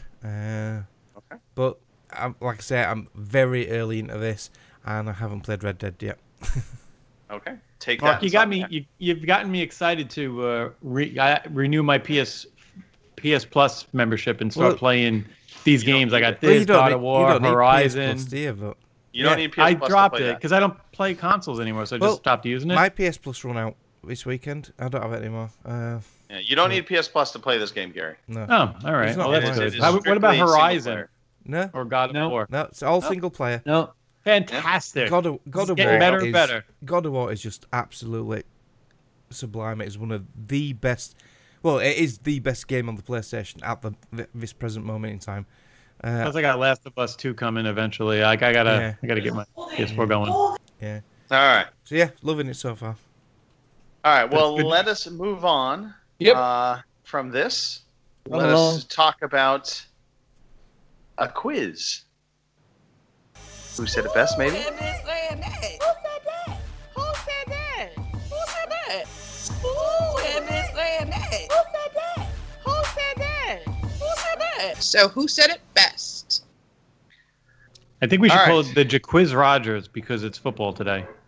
The Jaquiz Rogers sent to me by Nicole. This is Who Said It Best. Basically, Nicole has picked out 3 different quotes from games, and you have to figure out who said it best. And, we're trying to podcast here, and he's bloody taking a selfie. What the hell? At least I'm watching a football game here. Anyway, here we go. Who said it best? Basically, again, quotes coming from video games or related sources. I will give you multiple choice options, 3 multiple choice options for each one of these, by the way. And you have to figure out who said it best. Kim currently in first place, by the way. Mark, you're in second place with 8 points. It looks like I'm in third place with 5 points. How can that be? Robin is in 4th place. Phil rolling in 5th, and Gary, you need to get yourself on the table. I'm on the table. Come on, here we go. So, first quote, here we go. Nice to meet you. Would you prefer to be shot in the face or kicked in your asses? Sorry. I'm gonna reread this. Why are you sorry? Nice to meet you. Would you prefer to be shot in the face or kicked out on your asses? Was it A, Marcus from State of Decay, B, Nick from Left 4 Dead, or C, Ryder from Dead Island? Who said it best? Nice to meet you. Would you prefer to be shot in the face or kicked out on your asses? Marcus, State of Decay, Nick, Left 4 Dead, or Ryder, Dead Island? I need your answers in. By the way, put it in the chat. Yeah, no, you're putting it in the show notes. Skype chat. Oh, let me go back to show notes. Sorry. Yeah, where it says Mr. Toothache. You, by the way, Gary, are listed in the show notes as Mr. Toothache. Yeah, I know. I saw. Yeah, you guys are funny. Fucking riots. I thought it was well played. All right. I need your answers in 3, 2, 1. Ooh. Yay! Love it. Everybody has a different answer. Well done, Gary. Gary said A, Marcus from State of Decay. We've got Mr. Baby Shark. Robin. Mr. Said Nick from Left 4 Dead. And Mark said Ryder from Dead Island. The correct answer, getting himself on the board, is... Oh! Gary. Let's It is Marcus. go. Marcus Daniel Sanders touchdown. Let's go. All right. 1 point for Gary. I will mark these. Damn it. Here we go. Who said it best? When out of ammo, still got my dukes. When out of ammo, still got my dukes. Who said it best? Was it A? Was it A, Joel from The Last of Us? B, Duke Nukem? Or C, Salvador the Gunzerker from Borderlands? Was it A, Joel? B, Duke Nukem? Or C, Salvador the Gunzerker? Yes, I am good. Who said it best? When out of ammo, still got my dukes. I need your answers in 3, 2, 1. All right, we have one person saying Joel, and then we have Robin and Mark saying Salvador the Gunzerker. By the way, the one person being Gary. I think Duke Nukem's a red herring, isn't it? It is indeed a red herring. Or it could be just... It is indeed a red herring. There is a correct answer on the board. No. And that goes to Robin and Mark. Yeah! It is indeed Salvador the Gunzerker. You give yourself a cheer. You don't give me one. You fuck. Borderlands. What the hell? I give you correct. You are such a cunt. You got correct. You got this. Correct the mundo. All right. But from now on, I didn't you're hear gonna get it. this. I was celebrating too much, I think. Wancor. All right, everybody so far has gotten a point. Here we go. Last question. I'm coming after you, Kim. I'm coming after you. Who said it best? Oh, your ass is grass, and I've got the weed whacker. Is it A, Brick the Berserker from Borderlands, B, Duke Nukem, or C, Salvador the Gunzerker from Borderlands? Oh, your ass is grass, and I've got the weed whacker. Who said it best? A, Brick the Berserker from Borderlands, B, Duke Nukem, or C, Salvador the Gunzerker from Borderlands as well. I need your answer in 3, 2, 1. Yeah, baby. All right. There is a correct answer on the board. And that answer goes to the tit and the toothache. Oh, no. Let's go. Yeah, Duke Nukem, baby. Yes, it was Duke Nukem. Had to come in somewhere. Had to. I put Phil. I put Phil in the grass. rankings. I thought And she I've was. got the weed whacker. I thought Nicole was pulling a sly one there and having the same dude with two quotes. Well played, young man. Yes, well played. Gary on the board. My mistake. Mark, you only You get can leave 1 it at point. 2 if you Robin, want. Robin now taking third place with 6 points. Yeah. Robin. Well done indeed. All right, let's move on to news. I want to speed through this. Speed round. Yeah, Let's go. Football's on. I'm gonna nip to the toilet while you start the news because I'm busting. Oh, jeez. Oh my God, the news. Here is the fucking news. Oh, and this just in. Mark's going to the bathroom. Yes, Mark did say he was going to the bathroom. He's going to the loo. Robin, so EGX is coming up. There are going to be some sessions and some playable games. I think you wanted to cover some of that. Yeah, I want to sort of cover off all the EGX stuff. It's coming up in 2 weeks' time. I can't wait. It's like I leave my family behind and go turn nerd to 11 and head to Birmingham and just have a ball with the boys. So just looking at the show floor for EGX, just looking at the tickets, early birds are sold out. And super passes are running low. There's some day passes available, so if you want to come, you still can. But on the show floor, just some of the highlights. I mean, Assassin's Creed Odyssey, it's there to play, which will play like Assassin's Creed. But if you want to play it, you can. There are other things that jumped out at me, which was kind of cool, which is Metro Exodus is playable on the show floor, which is interesting, and Shadow of the Tomb Raider. Well, that actually will be out by then. So, which one? Shadow of the Tomb Raider. Yeah. Real fast. If you're going to one of these shows, can I just please ask of you? Yeah. Don't queue up for games already released. If in fact we don't for those of you going to EGX, if you walk by a line for Fortnite and you see a bunch of people lined up to play Fortnite, just punch them. Punch them because pathetic. They're idiots. It gets worse. Well, okay. Well, yeah. Well, we generally we don't actually play that many games at these. We look at a lot of games, but we don't actually play that many because the crack's so good.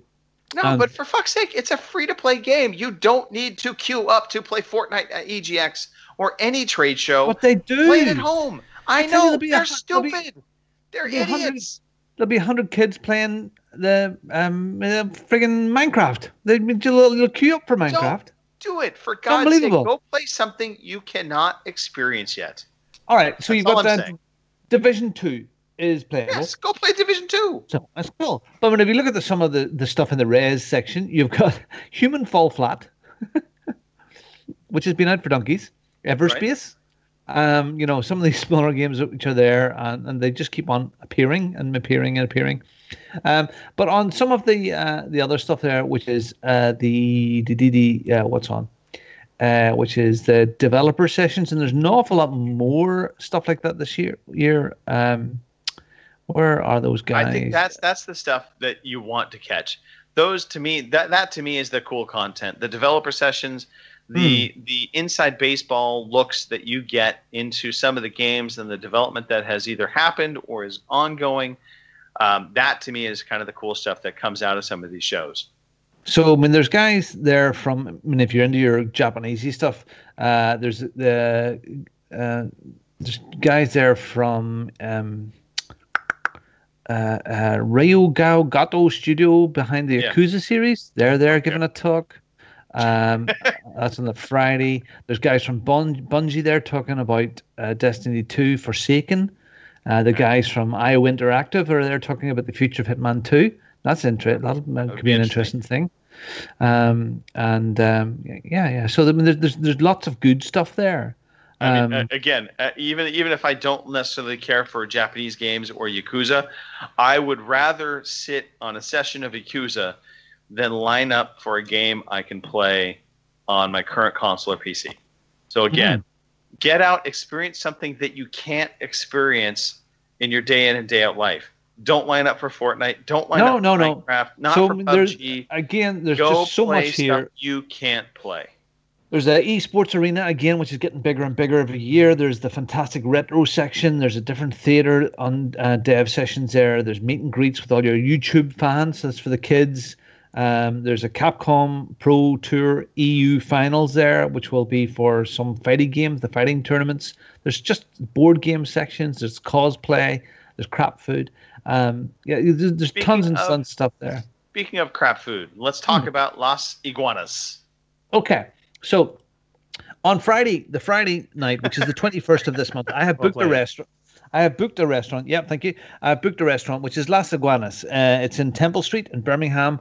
And we have a table down the back of the restaurant, and I would love to see us there. After a success last year in the burrito bar, and we had a great night, we're going to do the same again this year. And there's a lot of people already have expressed interest that they want to come along.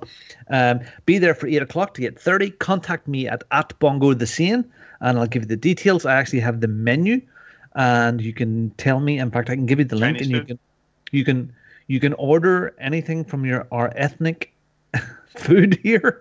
There's lots and lots of it there. And if you have a Nintendo Switch, bring it along with you. Things to have on it: Mario Kart if you can get a copy, and definitely Rocket League. And we'll be playing that in the restaurant. So we'll be having some beers and margaritas and some good ethnic food and a lot of fun. So if you want to come, that's on Friday, the 21st of September, 8 o'clock for 8:30. Now, on Saturday night, support the Midlife Gamers. It's Darren's birthday tomorrow, so midlifegamer.net for their Midlife Gamer after party, which is on the Saturday night in the Irish Club every year, and they're back to the same Irish Club again. All of the money goes to a fantastic children's charity. And that's one of the highlights of the year every year, from the karaoke to male bonding to male dancing. It's a big willy fest, but it's lots and lots of fun. And people from podcasts all over and their community and our communities all come together and have a great old night at EGX on the Saturday night. So burritos, beers, and buddies on the Friday night, MGLX on the Saturday evening, and then the show. I'm there Friday, Saturday, Sunday. Mark's there on Friday. Friday, Mark, is that right? Yeah, Friday. Yeah, me and JF. Friday, on Friday. So come along and please contact me. All right. That's it. Good time. It's a good time, folks. You do not want to miss that if you can attend. No. All right, some news. Speaking of Switches, Robin, a game you will not be able to play at your EGX meetup, but you will be able to play soon enough. Civilization 6 is arriving on the Nintendo Switch November 16th. Looks like this got leaked out accidentally, but the Switch version of Civilization 6 will include the latest updates, including the Vikings scenario and the Poland, Australia, and Persia, as well as Macedonian civilizations and scenario packs. How are we fitting that game onto a Switch, man? That's awesome. A really good question. It's cool. I wonder how the menu. I mean, how small the text is going to be on the little screen. It is. It is curious. I do wonder. I mean, obviously, this is going to be some kind of like mobile version of Civilization 6. I don't know if there's a mobile version of it out now, but that if there is, maybe that would, look it up on the iOS store. That might be kind of telltale of what you're going to get on the Switch. I can't imagine this is going to be like the PC version. That is a beast of a game on PC. So I'm streaming the proper Nintendo Switch trailer for Civ 6, and it looks pretty good. It looks pretty spot on. Yeah. I tell you what, that wee Switch is getting a lot of support at the moment. I mean, you look at the games on it; it's a good little piece of kit. And I have it with the gay pink and green controller. And when you throw it out of its dock and play like on the big screen, that My Guns Gore Cannoli looks fantastic. And it's amazing what they get out of that wee flat piece of plastic. It's class. Good piece of kit. There you go. For fuck! Sorry, Jesus fucking Christ! On. Speaking of additional news, Alexa and Cortana devices are now in the Inside Xbox program. So basically, if you have an Xbox One and you're on the Insiders program, you now can control your Xbox using Alexa. Do you play a game? You go, Alexa, jump. Alexa, punch him. Alexa, dodge. Greg, you sound like crazy last week. Alexa, stop. Look at this Alexa I got. Week before last. Oh, yeah, I've seen that. Yeah, that's cool. Look at that. They were they were a lot of money when they came out. The Alexa Destiny Ghosts, and I saw it on Amazon the other day for like $9. I was like, yeah, I'll pick one up now. There you go. So it's mostly about controlling, basic commands, UI commands for the dashboard and turning your console on and off, running your games. So you're not going to actually be able to input commands on control. So you wouldn't be able to play a game using Alexa, but you could start up your Xbox, fire up a game really quickly using Alexa. Let me just say that was the same. It's the same kind of process we had with Kinect, with the original Kinect and the voice commands. It's a cool concept and idea. I don't know that it's really any kind of difference maker. If you live in a noisy household, this likely is not going to be a terribly useful device. Who lives in a noisy household? Me. Using voice controls was near impossible half the time. Either way, if you have Alexa now, congratulations, you'll be able to control your Xbox should you choose. Gary, that Alexa Ghost, does it work as a dot? I don't know. I just plugged it in just now. It's been sitting here in my computer area, and I never plugged it in. I just plugged it in right now. Look, it lights up. So it says, I'm in the reviews, do not buy this device. It doesn't, what? It's just a speaker? It has to be in the same room as an Echo? Basically, Gary paid $9. I have no idea what it is. A light up dot. All right. Blackout. Blackout was finally shown off. Call of Duty had their big trailer. The Blackout trailer was released this past week. We got a sense finally of what Blackout is. This, of course, is their Battle Royale mode. It's a big map of a bunch of different kind of familiar maps from previous Call of Duty Black Ops games that are basically kind of being stitched together into this one very large map. Player count right now, I believe, is at 80, but they said they're testing it out at 80 for the meantime, but they may expand it beyond that. I think the big thing about this... Can I just add the Battlefield 5 one is 64 player for their Battle Royale. Okay, that is also good to know. Yeah. Call of Duty, their Battle Royale mode is going to include vehicles. So it'll have helicopters. It'll have... I don't think jet fighters. It'll have helicopters, though. It'll have bikes and cars and boats. So... it looked like Call of Duty to me, so it was a hard time kind of differentiating it from a Battle Royale mode. But supposedly they're going to be using whatever kind of blue zone that they use, for lack of a better way to put it, shrinking down. It also has zombies, I guess, in some locations. So they may be using zombies to help kind of push you into the inner circle. So if you go outside of the circle, maybe you're susceptible to being attacked by zombies. I don't know. That wasn't very clear, but it was a high action, high caffeinated kind of a trailer that got your blood pumping, and you're like, yeah, Call of Duty. And then I said, that's Call of Duty. Yep. Yeah, Call of Duty. Here, stuff that I'd like to talk about, actually, after listening to the IGN podcast this week when they had the chap on from Playground Games talking about Forza. And when I was thinking about it, I have to pre-order that and get it ordered and get it out. And then just it hit me that game, which is going to be brilliant and fantastic, is straight into Xbox Game Pass. And that's the first one really that is hit home at what good value that is. So, Well, I mean, let's face it, it's been the first, I think, AAA title that has, I think, high expectations behind it, and high expectations with pedigree. Rare wasn't, Rare hasn't had a big hit in a long time. They came out with Sea of Thieves. There were certainly some high expectations around Sea of Thieves, but expectations, I think, were a little bit tempered, especially leading up to the launch of Sea of Thieves, whereas for Forza 4, everybody and their mother has been saying how great it looks, and that what they've played so far has been fantastic. Oh yeah, it is. It's going to be. I think also the fact that it's in the UK has a certain island that I know of, maybe 2 islands even, extremely excited about playing this game because it's your home. But I just thought, it's good. The final thing I'd like to say about it would be, Alexa, what's the news? Funny, because I was about to do that too. I was about to say, no, Alexa, we don't want to do that because we don't want to hear something I don't want to hear. For Nicole. Alexa, sing me a song. There you go, Alexa, turn off my lights. Alexa, turn off my TV. Everybody, you're welcome. I was so going to do that, Robin. I was waiting for you guys to finish.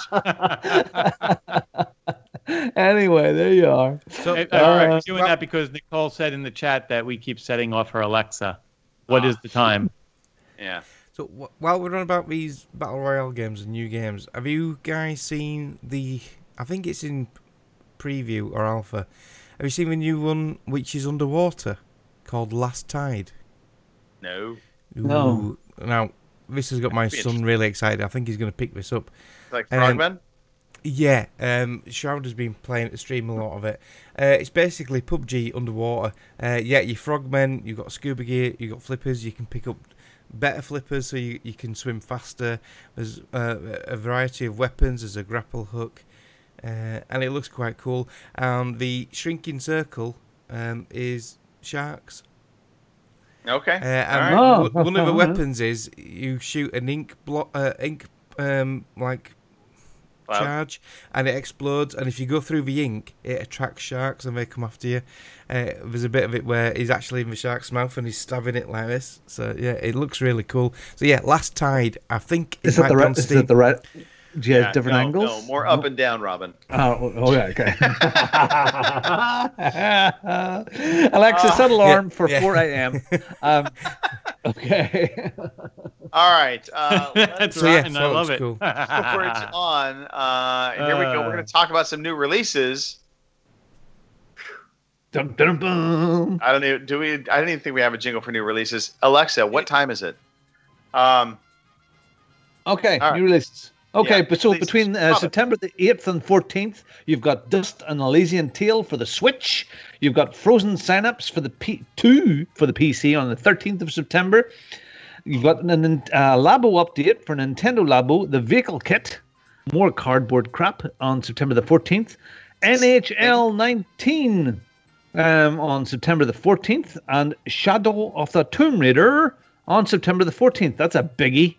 Yep. And you got Black Clover Quartet Nights on the PS4 and PC on September the 14th. Also, those are the main ones, but it just never ceases to amaze me when I go onto the store how many games release every week that we don't hear about that are there. Now, they're generally smaller things, but and both PlayStation and Xbox now are being well catered for all these smaller indie titles. So there's tons and tons and tons of them. So Shadow of the Tomb Raider.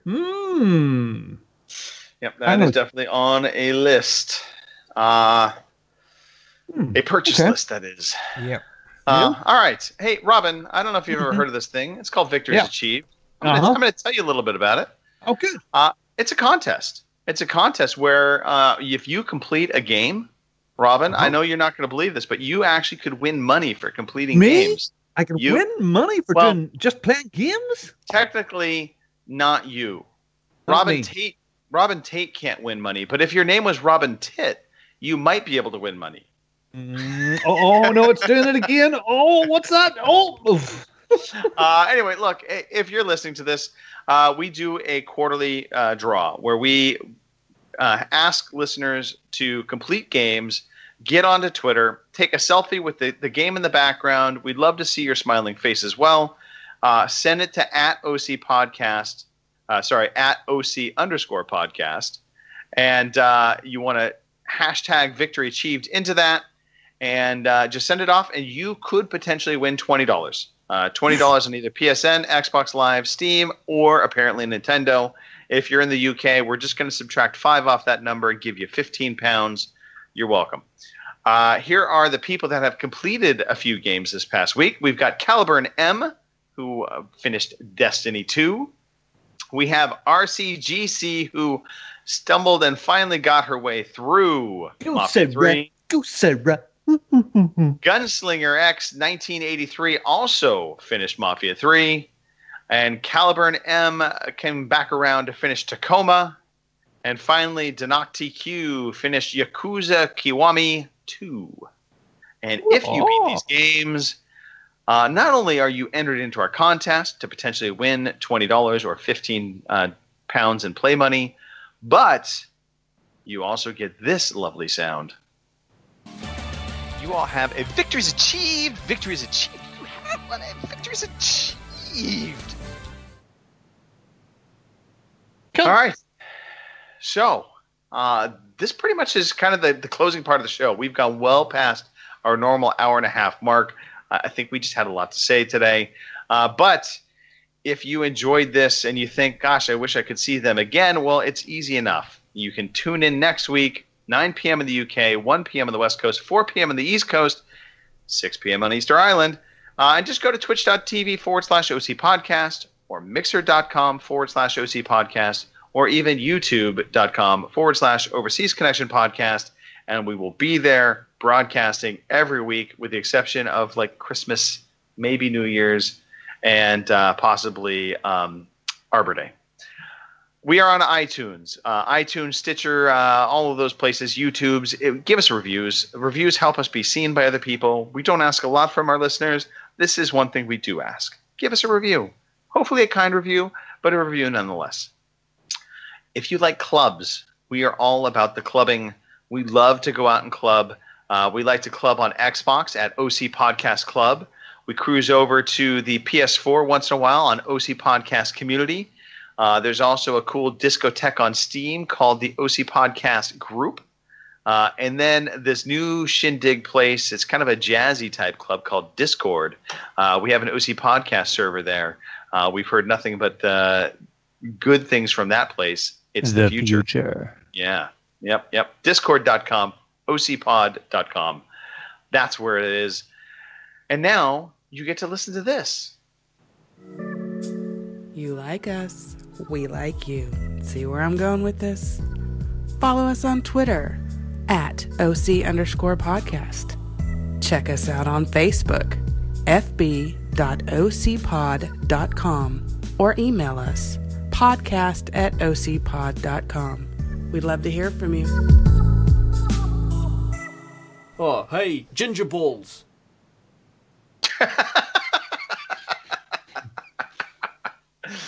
All right. Let's do some quick shout outs and get off this podcast. Gary, you are first up. Give us a shout out. The dog's between my legs. All right. I am going to shout out Von Miller, big sack a second ago. Emmanuel Sanders having a huge game. And I'm going to shout out Alexa, sing me a song. Peace out. Robin? Yeah, I'm going to shout out the Cardinals for not doing anything whatsoever and tonight and going down like a sack of dead potatoes.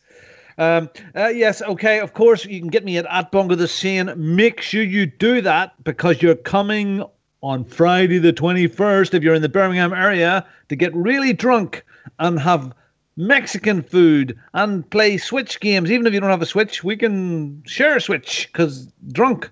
And yeah, so we're going to Las Iguanas in Birmingham. Contact me at Bongo the Sane. I'll get you on the list and you'll come along. I'll send you the menus and away we go.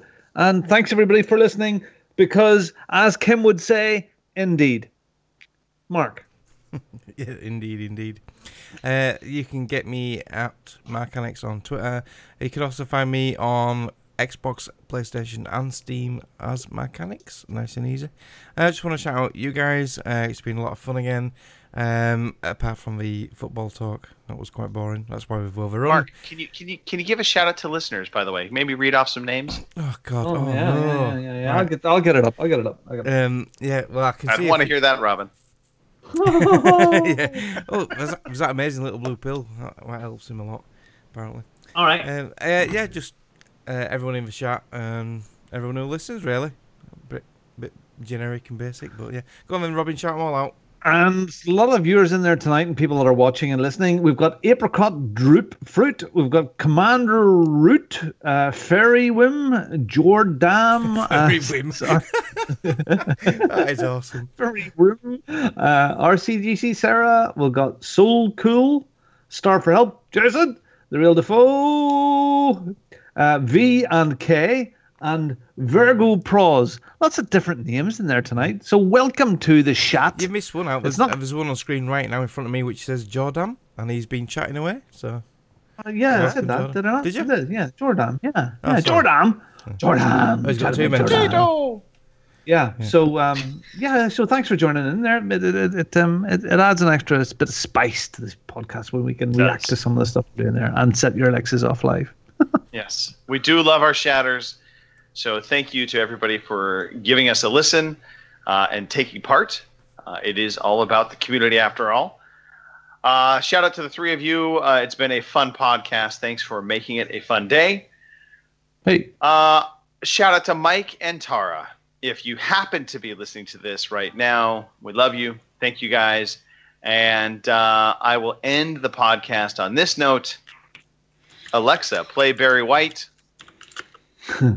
Mark, business time. Thank you for listening to the Overseas Connection podcast.